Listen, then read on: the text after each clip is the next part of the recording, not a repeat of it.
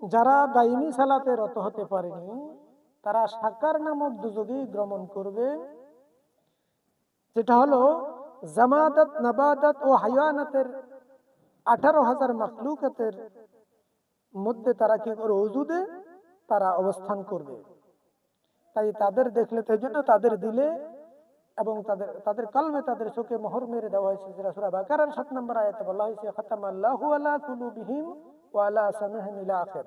তো তাদের দিলে, মুখে, কর্ণে, শ্রবণ শক্তিতে মোহর মেরে দেওয়া হবে, এই জন্য তারা সত্যকে উপলব্ধি করতে পারবে না। সেই জন্য অন্যত্র বলা হয়েছিল যে যখন ইনসানে কামেলগণ, জান্নাতীগণ তাদেরকে জিজ্ঞাসা করবে তোমাদের এই রূপ কেন, তখন তারা বলবে মা সালাকুম ফিস সাজার, তোমাদের এইরূপ কেন, কিসে তোমাদেরকে এইরূপ করা হয়েছে? তখন তারা বলবে কালু লাম লাকুম মিনাল মুসাল্লিন, আমরা মুসল্লি ছিলাম না, অর্থাৎ আমরা মুসল্লি হতে পারিনি বা মুসল্লি ছিলাম না।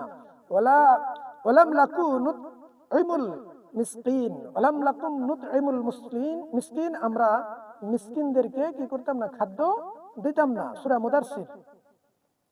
তো যারা প্রকৃত মুসল্লি হতে পারেনি, যারা মিসকিনকে খাদ্য দান করে না, আহার দান করে না, তারাই সেই সাকার নামক দুজক, অর্থাৎ 18,000 মাখলুকাতের ওজুদে অবস্থান করবে, যেটাকে সাকার নামক দুজক বলা হয়ে থাকে।